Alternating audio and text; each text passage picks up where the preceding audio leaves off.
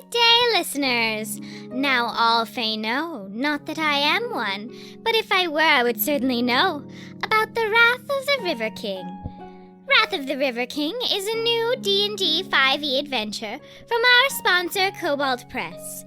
Guide your players into an alien world of the Fae, where they must scrape by without offending the lords and ladies of the court.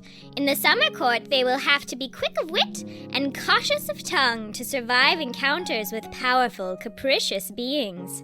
You, my sweet listener, can obtain this enthralling adventure, Wrath of the River King, at www.cobaltpress.com, Drive-Thru RPG, or Paizo. And rejoice, travelers! For at the Cobalt Press store, a free map of the Arbanès Forest awaits you. And now, without further ado, it is time for Dames and Dragons. I'd like to introduce my best friend, Rudy. Oh. I'd like to introduce my best friend, Rudy. Oh, man. Well, I would also like to introduce my best friend, Rudy Basso. Oh, higher! Oh. I would like to introduce my worst enemy, Rudy Basso. Truths are coming out. I accept 3 of these introductions. But which 3? We shall never know. Anyway, hello. Welcome, Rudy. Welcome to Hello. our show. Oh, man. I'm so excited and so nervous about this. No nervous. No nervous, only fun. Only fun. Okay, yeah. Just trust that, nobody could ever do anything to embarrass themselves more than things that I do. Yeah. And let that, wash over you in a peaceful calmness. This is the amazing Rudy Basso of Don't Split the Podcast Network, as well as many of the shows on that network, which are too numerous for me to name. So, Rudy, you should name them for me. Sure. I do an audio drama. I produce an act on that called Have Spellbook Will Travel. It's amazing. And then I have another podcast called Game O'Clock, which is about video games. That's very funny. And the little clock spells leet, you guys. Yeah, that was... I've never felt rage like I did when I realized that. That classic It's very time beautiful. of 1337 that everyone knows Yeah, about. of course. My favorite time to play video games. Exactly. 1 in the afternoon in a different country. Yes. And then I just help out with some of the other stuff and help run the business with my partner, James Intricasso. Great guy. Great guy. Let's play D&D. Oh, she said the thing. Sorry, it's exciting. I'm a fan. Okay.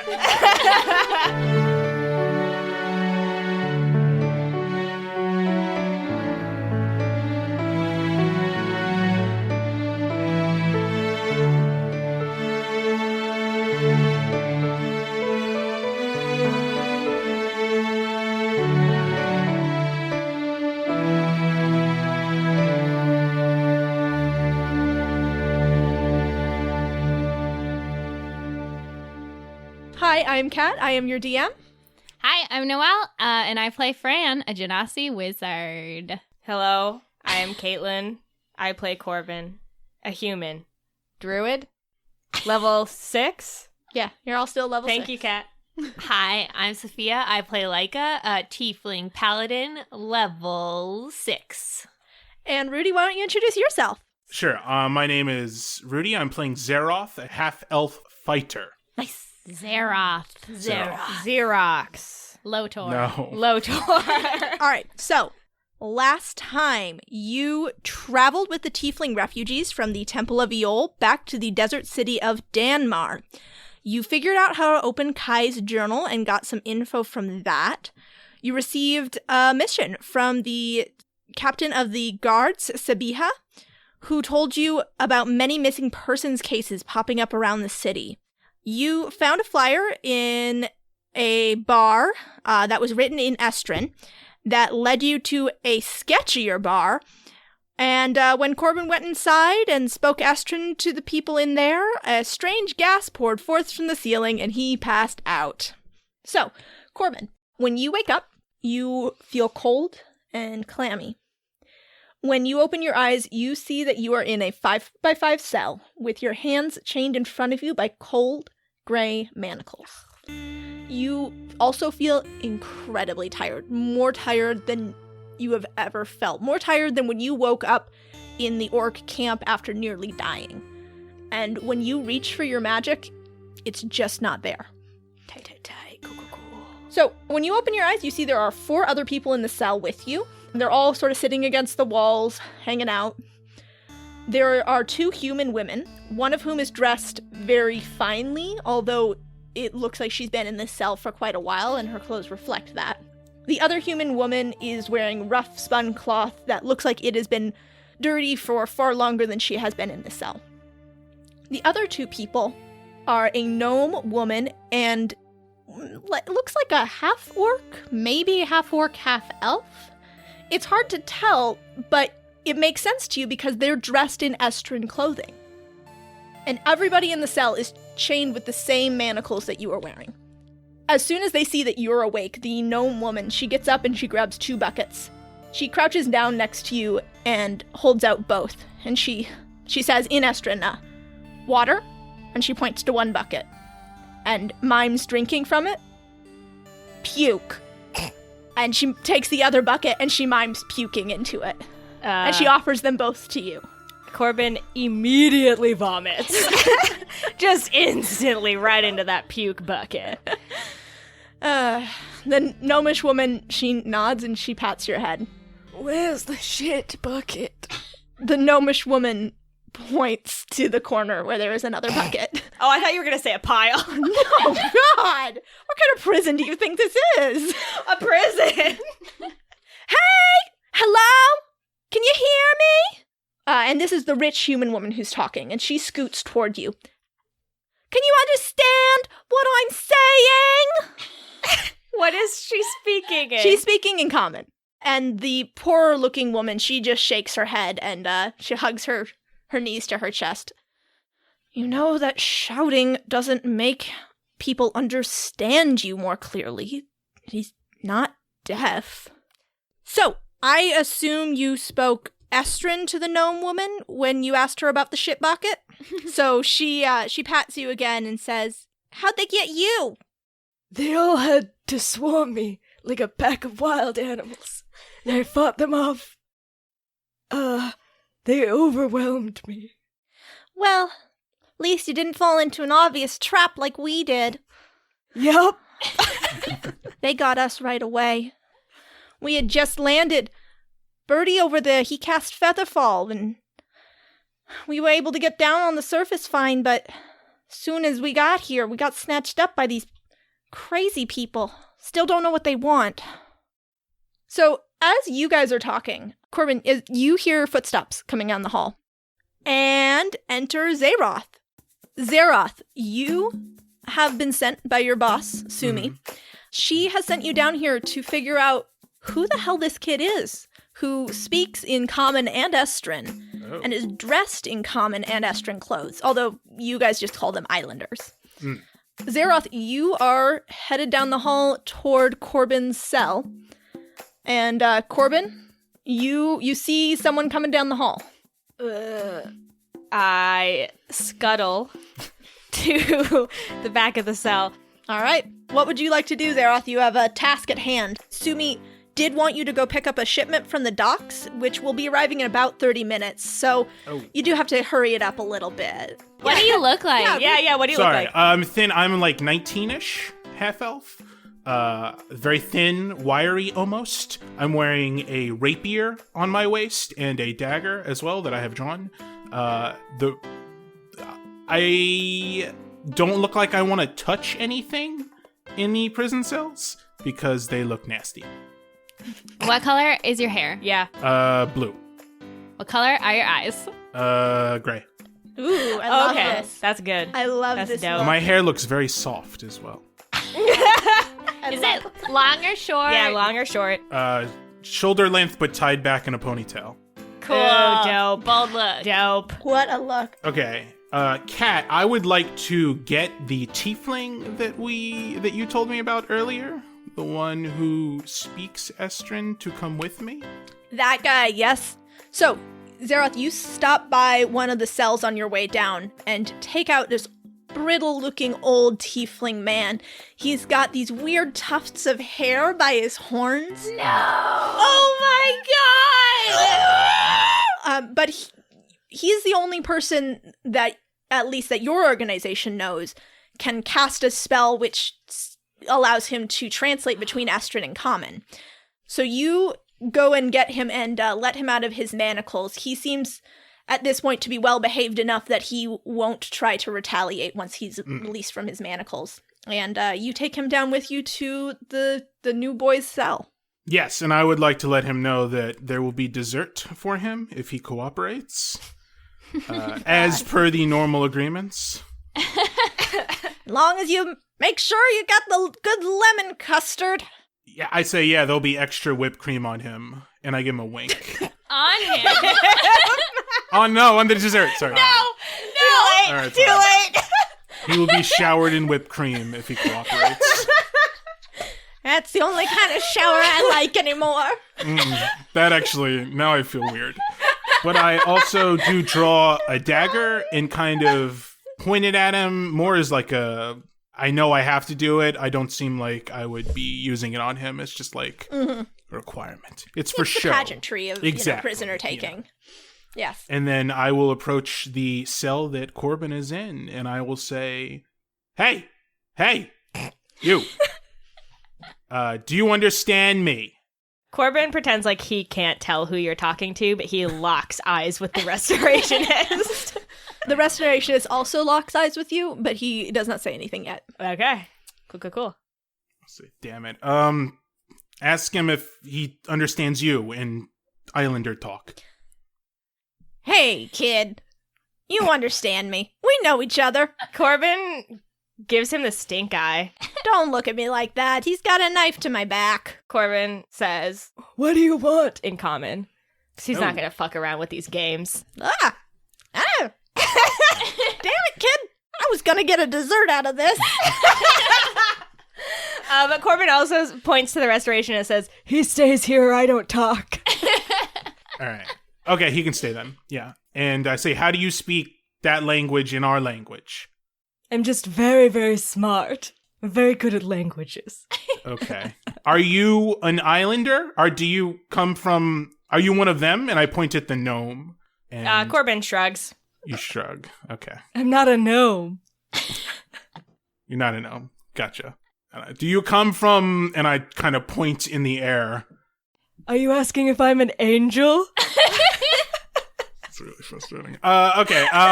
Listen, kid, this is gonna take a lot less time if you just give him some bullshit answers. You stay quiet, he's gonna stay here, trust me. I've been through this already.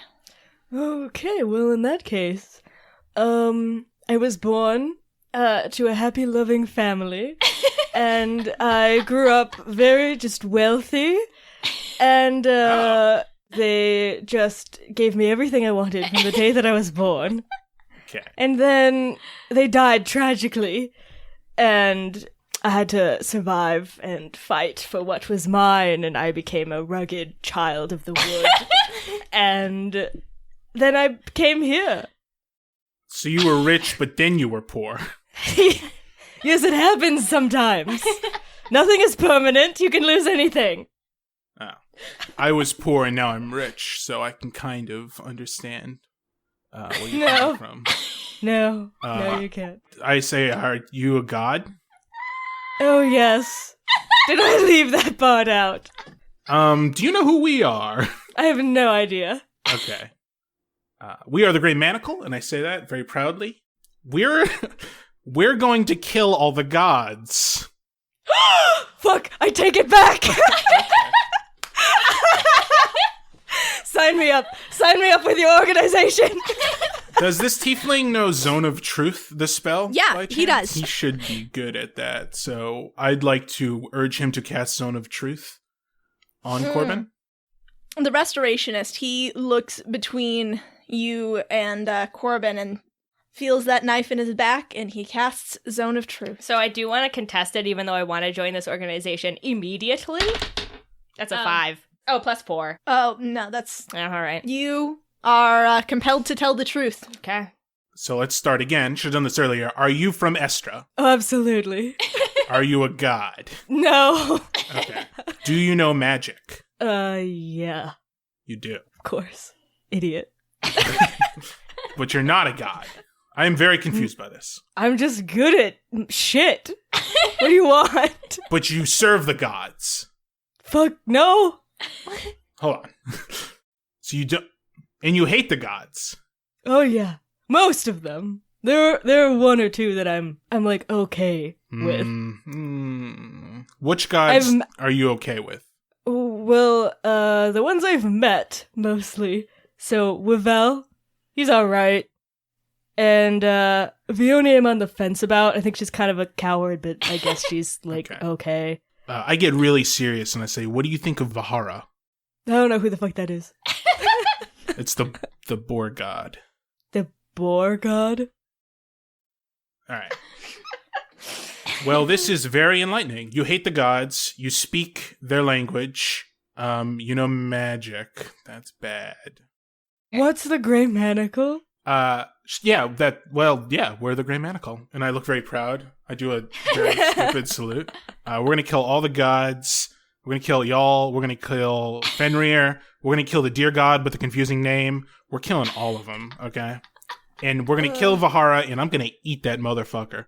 The boar god. You seem very passionate. How do you feel about Torva? Dead. Super dead. Cool. Would you consider prioritizing his death above the death of all other gods? We might start smaller before moving to Torva. Weak He's organization. at the top of the list. Well, we're recruiting. Yes, so. I want to join. Son, and the restorationist just steps in here. He says, son, they've No. I tell him to shut up. Who have they kidnapped? No. I push the tiefling away. Who? I say, no dessert, and I start to lead him back to his cell, or push him towards his cell. He goes, but he gives you a real dirty look over his shoulder. Does he just walk back to his Sorry cell? about that. Yeah. Bye. Man, he's whipped. Covered in whipped cream. Cat, just Sumi's here, or is Grav is not here right now. Sumi is the only one who's in the complex. Okay. Yeah. When am I going to pick up supplies? You need to pick up a shipment from your supplier in about 20 minutes. Okay. I want to go to Sumi and ask her if I could take Corbin with me. I'm curious what my supplier, like, if she knows anything about this person. Mm-hmm. Do you understand? Okay. Yeah. So I'm assuming you leave Corbin for the moment. Yeah. Head on back to where Sumi is. And so the headquarters of your organization is primarily one long, dark, damp tunnel, along which there are cells where you are keeping all of the prisoners that you have taken. From there is a tunnel that branches off toward the main meeting room. And this meeting room is very similar to the tunnel in its darkness, its dampness, and its uncomfortably low ceilings. In this meeting room, as you pass through it, you see there's about a dozen people hanging out. They're all off duty, but everybody is armed to the teeth. And through the meeting room, at the back of that room, is Sumi's personal quarters. So that is where you are headed. Yes. I want to greet everyone enthusiastically. Yeah, everybody just kind of looks up at you and rolls their eyes and then goes back to whatever they were doing. Okay, I feel good about this. I feel proud to be a member of the Grey Manacle. So, do you knock on Sumi's door? I do. Kind of quietly. Enter. Oh, God. Okay, I slowly enter. Sumi is tiny. She's human, but size comparison to a halfling is a little bit more accurate than a size comparison to a human. She's a very small woman, but in that small frame, there is the intensity of a storm. Her hair is white, and her eyes are very, very pale. She has deep wrinkles around her mouth that show years of frowning. She looks up at you, Zeroth, as you come in the room, and rolls her eyes. Didn't I tell you to go pick up the shipment at the docks? What are you doing here? Yeah, so the new prisoner, he speaks both Islander and Common. And he says he hates gods. And I'm really proud of myself to tell her this. I think he could be a really essential asset to the cause. And then I look at her. What? Do you know if he's able to use magic? He said he does use magic, but we can keep the things on him, and then he won't be able to use it. And what makes you think he will be so essential to our cause? Well, it's an easy way for us to talk to the gods, and we can trick them and pretend that we're friends with them, and then we'll stab them. Like Vahara. Fine. I want to take him on as my protege. Something about him that isn't related to a wider narrative tells me that he will be important to our cause. And I'm chief supply officer, so I deserve an assistant. Oh my goodness. Sumi rubs her temples and closes her eyes for a moment. And then when she opens them, she says, fine. Keep his manacles on him. And the moment he steps out of line, stab him. Yes. And Zeroth, when I tell you to stab him to kill him. I will stab him like I will stab Vahara. Just go before you miss your rendezvous. Yes, of course. I'm excited. I have a new friend. Maybe. We'll see. I feel good about it. I feel good about the new friend. Okay. Your manacled best friend. All right, we're going to take a pause here and switch our perspectives back to Maeri, Laika, and Fran, who are still standing outside Priava's Rest. You didn't hear anything at the door. And you continue to not hear anything for a really long time. I mean, I wouldn't wait like that long. I mean, you wait as long as you're comfortable, but there is no movement from within. I'd say 10 minutes we go in. Mm-hmm. Yeah, well, I, open the door. Is there anyone inside? Nope. It's empty. Empty. To remind you of what's in this room, it is a very, very small tavern, and there is a statue in the corner, a crudely carved statue of the goddess in the corner. We're following Fran in, too. Okay. Well, you can't follow me far because I throw myself to the ground and scream, "Not again!" And then I start looking around for grates. There are no grates. You find no grates. Okay, so can we do investigation to see if there's any other exits? Are there any people? It's totally empty? Totally empty. It'd Okay. be a perception check to find. exits? Yeah. I got a 5, so... I got a 19. Fran, looking around this room, you can't find anything that looks like it would go out. You do, however, find a door to the adjoining shop. The one next door that's unnamed and very busy. Okay. You also, upon closer inspection of that statue of the goddess, you find the Estrin word for run carved into the stone of the statue. Oh. I point to that and I'm like, Maeri, did you change your name recently? I really hope you did. Maeri signs back, well, actually, yes, but not to that. Right, to Maeri. Right. So I am gonna peek through that door to the next shop. Okay. You go into this shop and you can barely get in. It is packed with people. Everybody in here looks pretty rough. These look like sailors and people who make their living on the streets, doing various street things like robbing people and killing people, that sort of thing.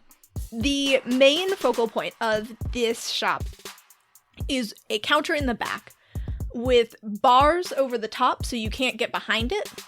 So there's a little window and there's a man behind the counter who is taking orders, taking money, and then handing people various goods.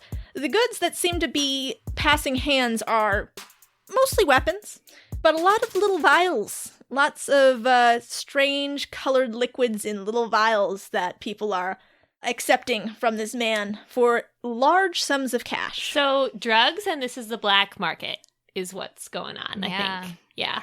So, like a man in a leather hood. Oh, very cool. Very cool. He comes up to you and he says, hey,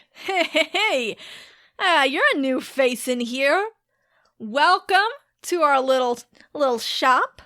Hey, we're giving out free samples today. Would you like one? I'd love one. At the mention of free samples, I like bolt on over. Yeah. Now this here, and he produces, seemingly out of nowhere, 2 very small little vials full of golden liquid. Says, this is a luck potion. What does it do? It makes you lucky, of course. I'll take it. Of course. Have one free sample. Just remember who you got it from. And he gives you the double raise of the eyebrows and a wink. Who? We don't use names here. Just remember my face. That's impossible. I have face blindness. Laika mimics his eyebrow raising back at him and then says, hey, I'm actually looking for something really special. What can we do you for? I'm looking for a teen boy with a Whoa. We don't sell that kind of thing here. You want that, you go down to the docks. He's not getting sold. We're just looking for him. We will pay for him if we need to. Well, how much are you going to pay? It depends if you have the right person. We're not just looking for a teen boy. Well, Although I would... No, we're looking for a specific... Fran! A specific boy! Laika points to a drawing of Corbin and just says, wait, where does she get on her armor. Oh, yeah. Have you seen anybody who looks like this? He squints at the beautiful picture of Corbin. Can't say. What would make you be able to say? No. You know, my purse sure does feel pretty light. Laika pulls out 1 copper. And then Fran waves her hand over it and it becomes gold. His eyes grow very wide and he takes his shiny new gold piece. Mm-hmm. He has no reason to believe this wouldn't be a gold piece because magic doesn't exist in this world. Mm-hmm. So I'm not even going to roll to contest it. Well, this is a shiny little trinket. Now, I'm not saying I saw that boy come through here, and I'm not saying that he was, looking a little sleepy when he did come through, but if he was coming through here, that sleepy boy, well, he would have, gone out the back. By himself? Well, he was very sleepy, like I said, big fella was carrying him out. Seems like maybe he had a little bit too much to drink next door. But that's none of my business. Out back behind the shop? Yeah, back out the alley. I can show you the back door. All right, let's go. But hey, remember, and he looks at you, Laika. Remember who you got that luck potion from? She wiggles her eyebrows at him like he did her earlier. Nice. And I'm just going to let you guys know those luck potions, you can use those for advantage at any point. Oh, they're what real? the fuck? I definitely assumed those were poison. Yeah, I was going to try and give them was- to an enemy. I thought that was drugs. I get drugged and thrown in prison and they get luck potions? Yeah, well, This is bullshit. pays to look weird. This man, he leads you out back behind the shop. You have to go through a little gate, and he really works hard to block your view of the back of the shop as you pass through it. But you do see some very strange objects back there. Lots of knives. Just a really disconcerting amount of knives back there. Any cool swords? There is actually one very cool looking sword back there. It's made of, looks like a black metal, maybe some sort of like an ebony or a meteorite. It is a very cool looking sword, but he rushes you right past it. Okay, I'm just taking note. And he leads you guys out back where there is a back alley. There's a few doors to other shops, it looks like. And there's laundry strung across the alleyway, like in Aladdin, you know, that kind of thing. So I'm going to ask this guy, the big fella carrying our friend, do you know who this guy was or where he could have been going? I know he passes through here. And goes where? We don't ask too many questions. Laika pulls out another copper piece and shows it to Fran first. I wave my hand over it, and it becomes a portrait of this man that's very small. He looks down at it. How'd you paint that so fat? He takes it and he said, That's a beaut. That's one for the wife's locket. I gotta get my wife a locket now. All right, yeah, I know this guy. Goes by the name of Doug. Doug. And, yeah, Doug, he's part of some people who don't particularly want anyone knowing their business, but, I happen to know a little bit of their business, and I know that they set up shop in the tunnels underneath the city.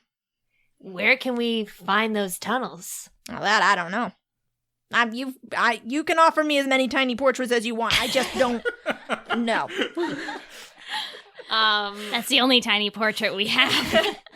I'm just saying you could make a killing with tiny portraits. You could maybe even make them a little exaggerated, make them funny.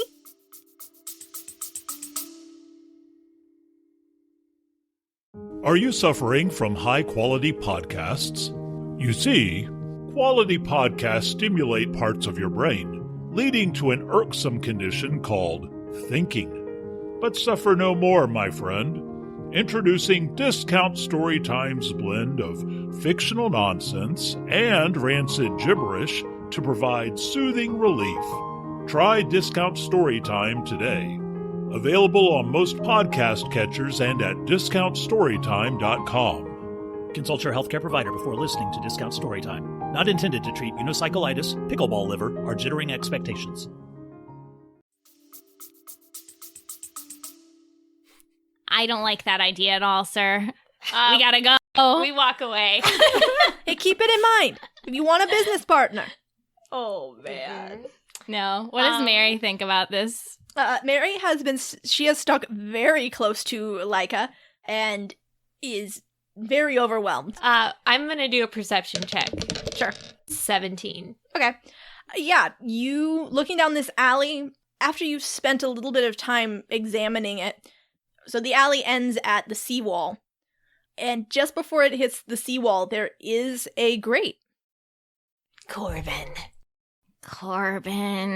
Does Maeri say Corbin? Yeah, Maeri signs Corbin. Nice. This has got him written all over it. He loves grates. He loves to go inside grates. He loves to fall into traps inside grates.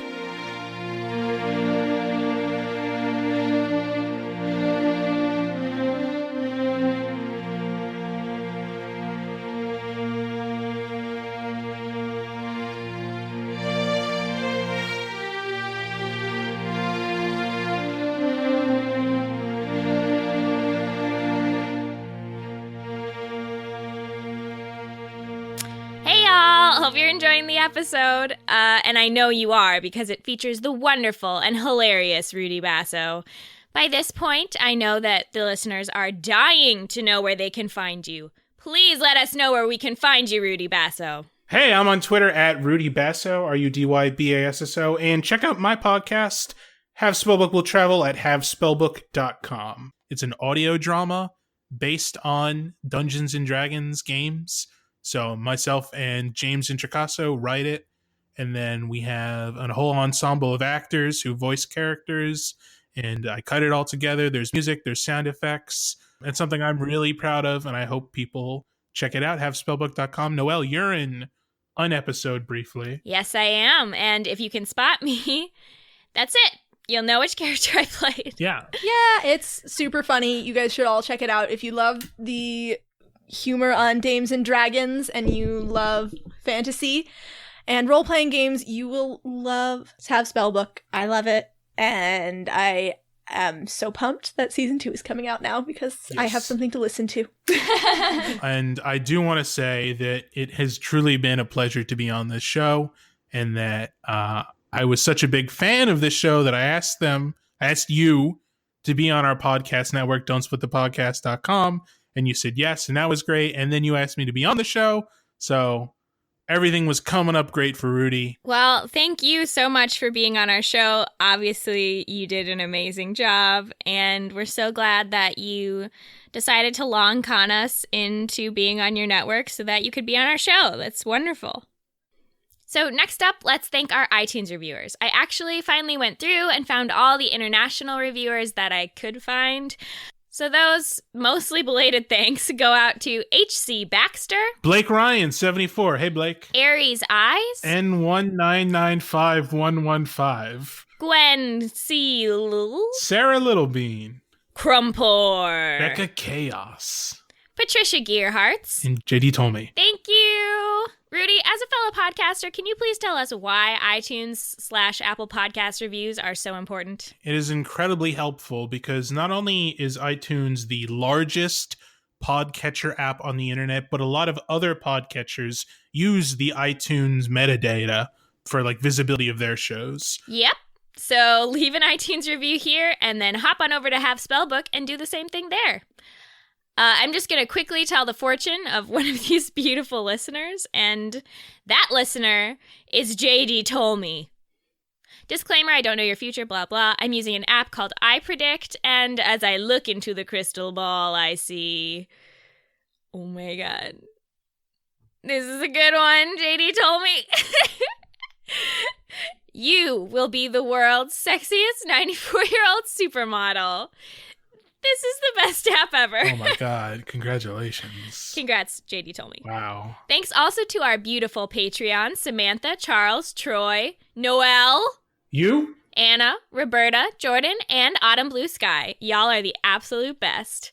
Next, in Dames and Other Places news, Caitlin and I were recently on a podcast called Whelmed. Whelmed is a super cool show about the TV show Young Justice. We talked with host Rich Howard about Jaime Reyes, Bart Allen, Roy Harper's finding his clone addiction. It was a really great, amazing time. So if you like Young Justice, hop on over to crashingthemode.com to check it out. And speaking of heroes, it is time to tell you guys about our sponsor for this episode, and that is Hero Lab.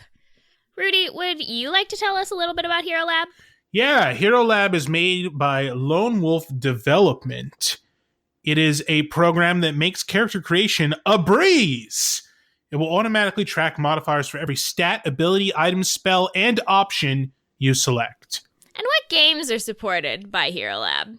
Noelle, there are so many games, including D&D 5th Edition, but also Pathfinder, Shadowrun, Mutants and Masterminds, Call of Cthulhu. You played Call of Cthulhu recently. Yes, subscribe to DSPN Presents. And once you have completed your character sheet, you can print it out.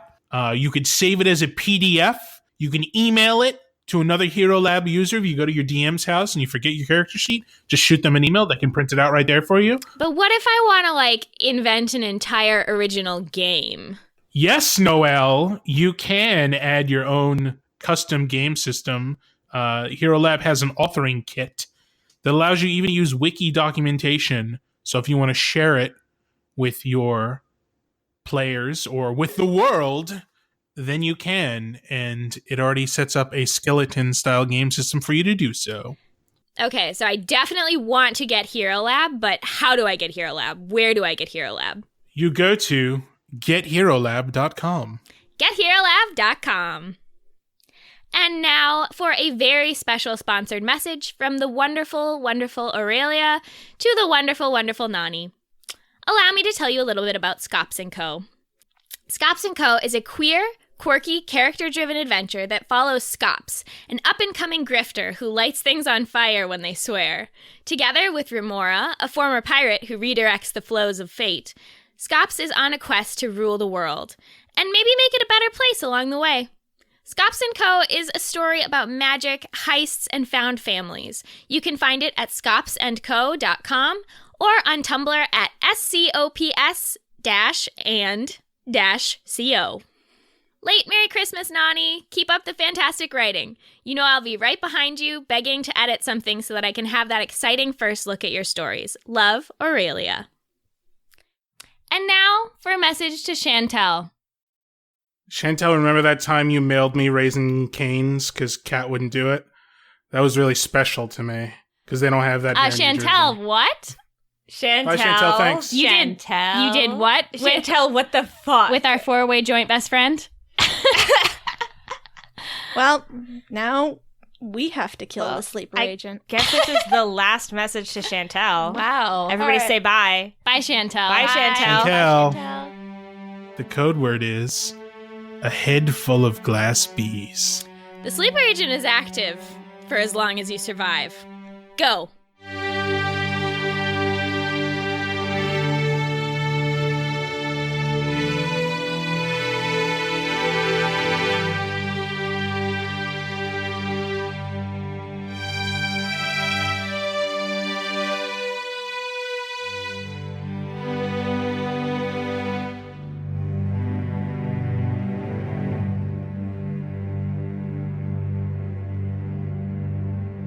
So meanwhile, Zeroth, you've gotten the go-ahead now to take Corbin with you to meet your supplier. Corbin, as I let you out of the jail cell and you stand up, I notice your shirt, and my eyes go wide. I love your shirt, I say to you. And I think this is the beginning of a very powerful friendship. And then, as I lead you out, I take my dagger and I begin cutting a hole over my shirt, so I too have a boob window.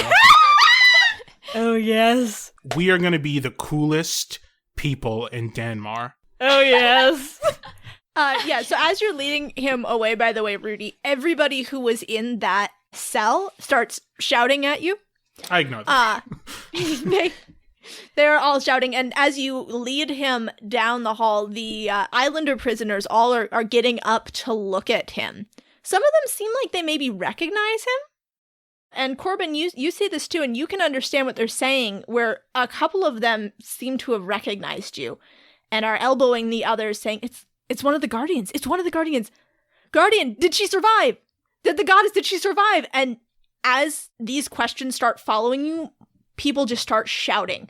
People are grabbing at the cage bars and shouting, is she alive? Does Corbin recognize anybody in there? Do I see anybody? Do I see Buddy? Roll a perception check. Okay. 13. You don't see Buddy. You do see Vicente. You catch a glimpse of him. He's the hottie from the barracks that Fran made a fool of herself Why in can't front. Fran escape her boyfriends? Okay. So I want to say... Would it be okay if I just said something to them to quiet them down? They're just really upset that they see that I'm getting to leave and they're stuck here. Could I just make a quick announcement? Yeah, sure. Well, wait, say it first. And what are you going to say to them? I'm just going to tell them. It's kind of a white lie. I'm just going to tell them. I'm going to tell them that, like, I'll be okay. I'm not being taken out to be tortured or anything. That I'm playing you guys. I love it. And I'll get them all out later. It'll calm them right down, I promise. It's perfect. Okay, cool. Okay, and then I turn to all of the Estrin people, specifically Fran's ex-boyfriend, I give a wink to. And I say, she's alive. But it's complicated. But she's fine. Her physical body that you knew and saw is okay. What does that mean? Someone shouts. all right, Zeroth, time to go. And people are continuing to shout. This has not calmed them at all. I did my best. All right, so you guys head on out. I didn't lie. I'm dying. I told the truth. I was tactful. Yep. Once we're outside, I want to turn to Corbin and be like, you know, something about you, I think I can trust you. If I take these manacles off, you won't run away, right? Oh, I absolutely will not run away. This is a trust. This is a test. Okay? I get it, yeah. You say you want to kill the gods. Oh, I do. Well, this is your opportunity to kill some gods. I'm gonna take it. I am going to take the manacles off. And Cool. then put them on around my neck, because I think it looks really cool. To have, like, chains around your neck, I think it looks really badass. Kat, did Corbin see whether these are the same kind of manacles that Laika... Yes. You watch as Zeroth takes these manacles off of you, and it seems to be that he just pulls on them and they come apart.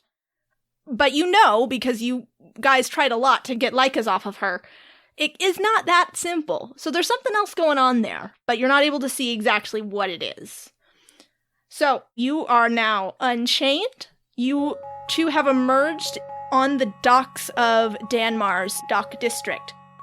Ahead of you, there are several tall-masted ships, and you guys head on, just right on past those, down to the very end of the dock where there is a little metal ship, which all the other ships here, they're the standard wood and canvas ships that you'd see anywhere. This one is different, though. The hull is made entirely of metal, and it doesn't have any sails. And standing next to it, there is a girl, probably a little older than Zeroth. She has very pale skin and very pale pink hair and bright green eyes. And she's wearing just the frilliest blouse. Lace is just frothing from her cuffs and from her collar. And she's wearing this little pair of little breeches with lace ruffles and boots that are the leather work on them. There's lots of little spirals and curls. She's very cute.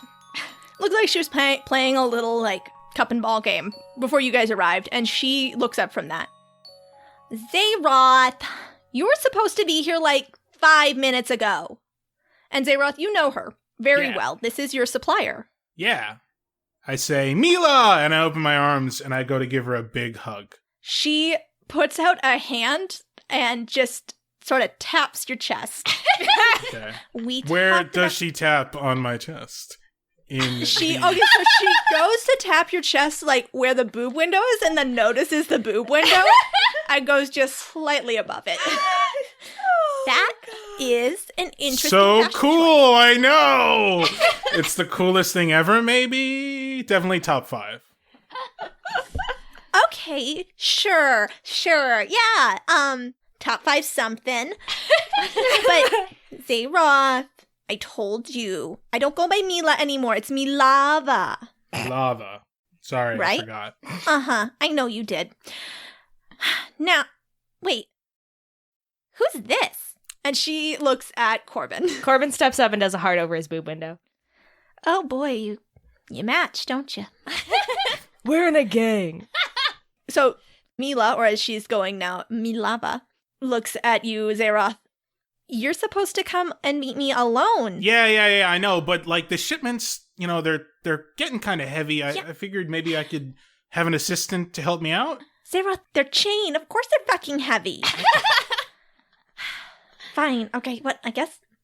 Hi, guy. No, that's... what's your name? God Killer. God... He's in the right organization, I say, and then I look at Mila. Oh my god. She looks horrified. Okay, God Killer. Great. You can keep a secret, right? God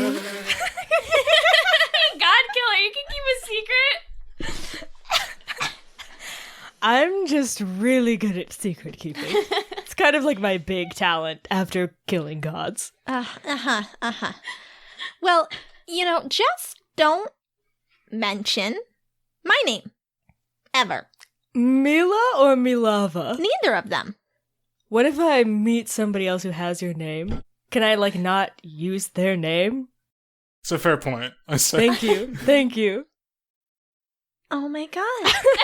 Zeroth, you found it. You found your soulmate. I'm so happy for you. I'm so happy for you. Just get it's here. Here's the chain. Okay. Get it. Come on. Got it. Go. I go to hug her again. She puts out again. She just sort of She puts a hand between the two of you. Corbin also opens his arms like he's ready to hug her. What does she do? She sidesteps you, and she sidesteps you in such a way that you end up hugging Zeroth. Oh god! I'm just happy for a hug. Wait, we have to roll for this. We have to roll to hug. Hug it out. Hold on. Yeah. I got a 7, so my hug is like really weak and awkward. Do the boob windows touch when they hug? It's just gonna depend on the rolls. Yeah. I rolled a 2. Oh, the boob windows definitely touch. You know what? I'm okay with it. So it doesn't bother Yeah, me. Corbin doesn't mind. He's used to people touching his boob window, so But it is a weak and awkward hug. yeah, it's terrible. We'll work on it. We'll work on the hug. Don't worry. Okay. I'm just like super happy. I go over to the ship and I knock on the side and I go, dwarves, you know, they do great work. I'm trying to like show off to Corbin that I know this. Dwarves, you know that dwarves do good work. Yeah, well, this ship is really weird, right?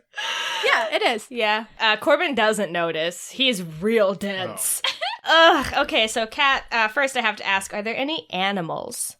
Yeah, there's like seagulls flying around. There are Seagulls? rats in the Like sewers. close to where I am physically? Yeah, close. Okay.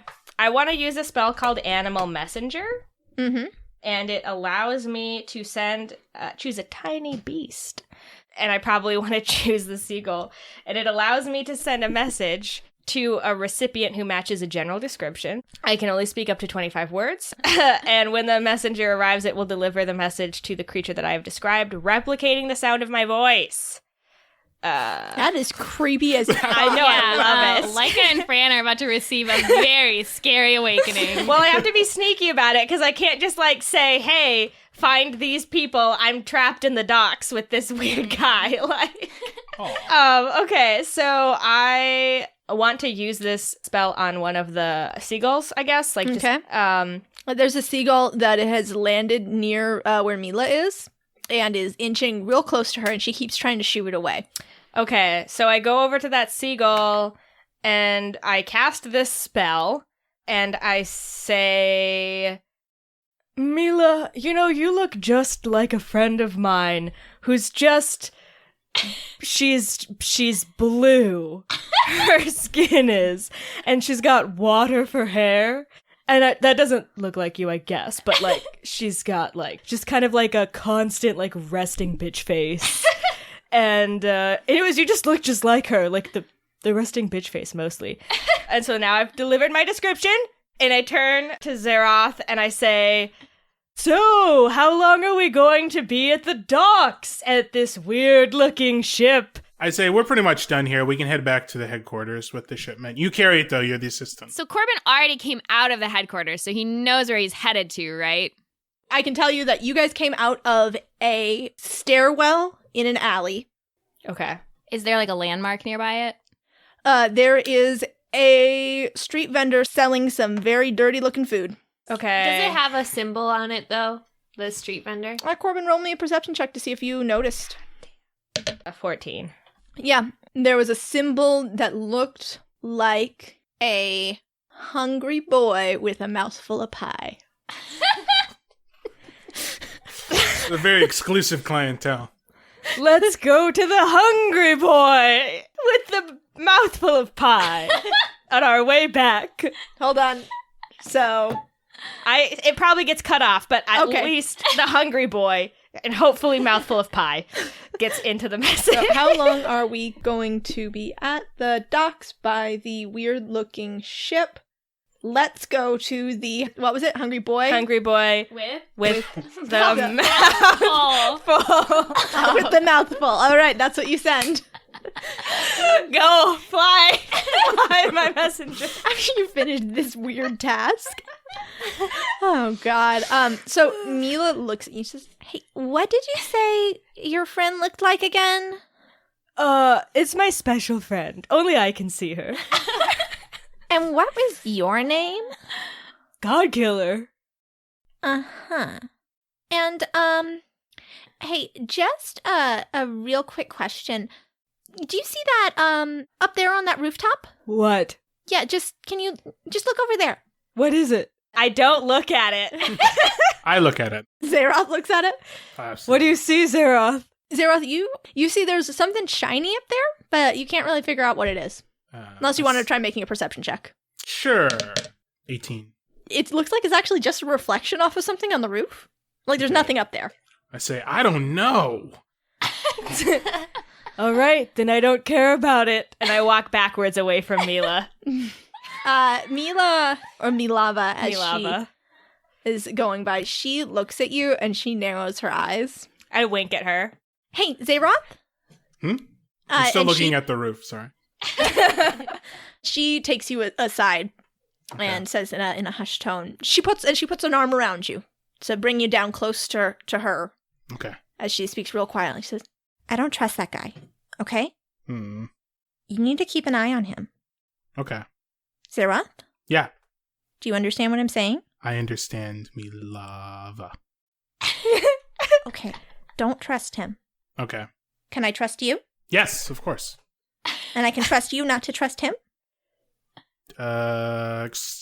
Trust me not to... Yes, I get it. Okay. Zeroth, this is really, really, really, really, really important to me, okay? So Okay. please, Okay. I understand. don't fuck it up. I won't. Okay. Thank you. You're welcome. And she pats your head. Ah, thanks. After Zeroth gets back, I want to pull him aside and be like, Hey, I don't trust that Milava girl. I want to make a sleight of hand check to put the manacles back on Corbin. oh! All right, roll. Do I get to contest that? Yeah. I rolled a 3. Beat. I rolled 19. Thank you. All right. So, Zeroth, you do not successfully get those manacles on him without him noticing. Corbin, you are in the middle of being manhandled into manacles. I step away quickly and I said, "Hey, I thought we were buddies. I know. I thought this was a trust exercise. And you passed. And you've betrayed mine. No, it's part 2 of the exercise. No. That's foul play. Okay, whoops. Whoops. Uh-huh. No, it's over now. I can't trust you. No. I still want to kill the gods. I'll go back with you, but Okay, we're good. staying 10 feet apart at all times. You're going to have to put these back on for us to go in, or they're going to kill you. That's what I was doing. I don't believe you. You've lost my trust. I highly recommend you put these on before we go back in. What if we don't go back in? Then you won't get to kill the gods. God killer. I don't need your help to kill the gods. You need mine, fool. Okay. I can do magic. Yes. You could do magic right now. I'm trying to stall. So what are you guys doing?" So, Fran and Laika, erase the knowledge of that message from your minds. Erase it. Right, but is the thing gonna come get us? Well, the question becomes, does that thing come get you after you've gone into the grate or before? We're back to where you guys are standing in front of this grate, Yes. which you have been told Corbin has gone down. I mean, I think we'd investigate first, so Yeah. let's investigate it, because it's probably booby-trapped anyway. 14. Oh, like way over 20. Oh, okay. You do not find any traps on this grate. Fran, what you find after thoroughly examining this grate is there's a latch on sort of hidden on the underside that lets you pull it up. And there is a ladder going down into a dark hole. So at this point, Laika would turn to Fran and say, "Here's the situation." And she points to Maeri and she says, "We still have Maeri with us. Do we really want to go into this dark tunnel where Corbin has been kidnapped by people who are looking for Estrins? Corbin's probably dead. I think it's probably a bad idea to take the goddess with us.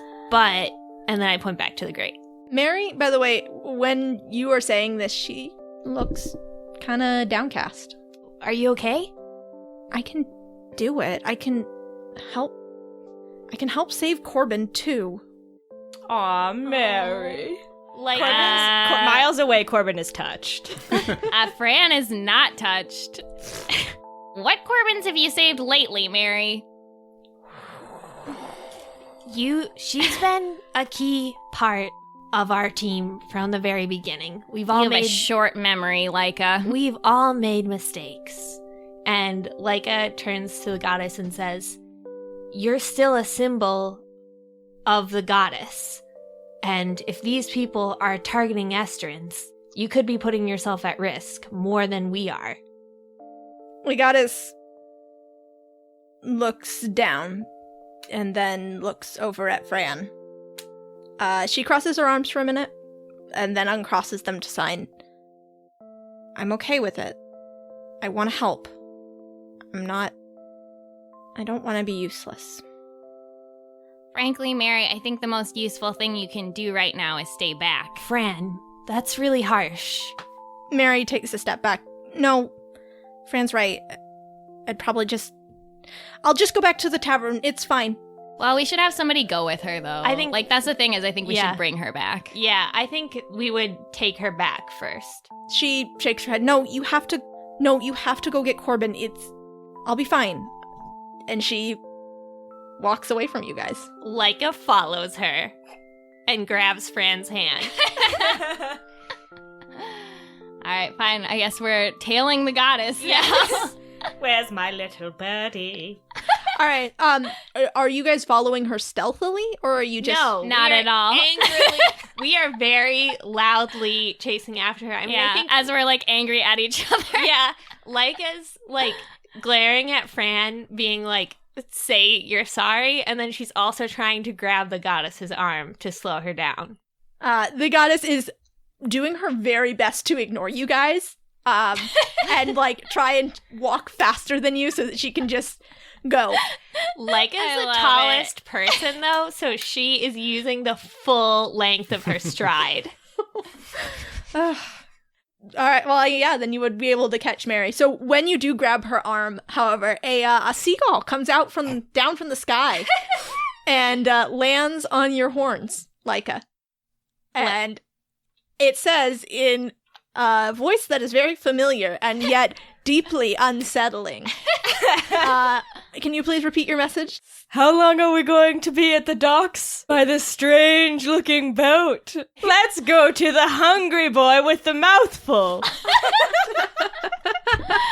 Oh, my God. So Laika points to the bird and is like, "It's Corbin!" Yeah. Fran, like, grabs at the bird, and she's like, when did you learn how to talk? The bird takes off as soon as it's done with its message. Corbin! We chase the bird. Which I'm gonna assume. Oh, actually, as soon as the bird's done delivering its message, it does go back to its place of origin. So if you chase it, you'll get to the dock. Perfect. Cool. Okay, so you guys follow this seagull all the way down to the docks, and Maeri has also turned and started running with you guys, Right. chasing the seagull. And you get down to the docks just in time to see this weird-looking ship that's just chugging away. Again, doesn't have any sails, doesn't have any apparent way of propelling itself forward. Make perception checks. Okay. I also want to perceive whether I can see a hungry boy with a mouthful. Yes. I got, like, 21. I got 13. All right, so Fran, with your 21, you do notice something. It wasn't visible to Corbin because the ship was facing the other way when he saw it, but you see a symbol of Torva brandished on the side of that ship. Oh, and you definitely saw a hungry boy with a mouthful as you ran down here. And then you hear a familiar squawking as you see Corbin arguing with his boob window twin.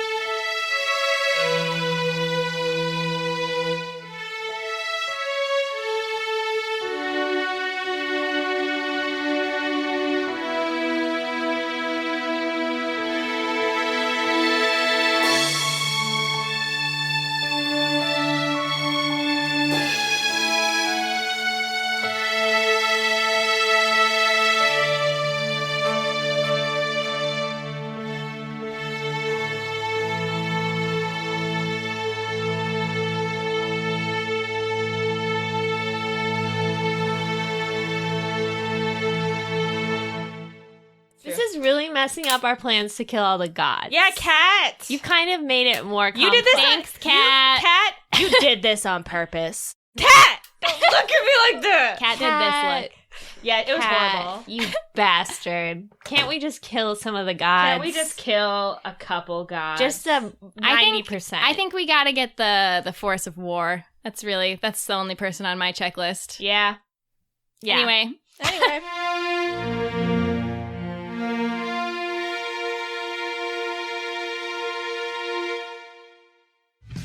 Hey, it's your pal Mike Shea from the website Sly Flourish and author of the books The Lazy Dungeon Master and Sly Flourish's Fantastic Locations. I'm going to be hosting a brand new show on the Don't Split the Podcast network called the DM's Deep Dive. Each month, I'll be talking to a member of the D&D community about a particular topic of the game like encounter design, tools for improvisation, and game pacing. You can subscribe to the show through iTunes, on Twitch, or on YouTube. Join me, and we'll all work together to make our games fantastic.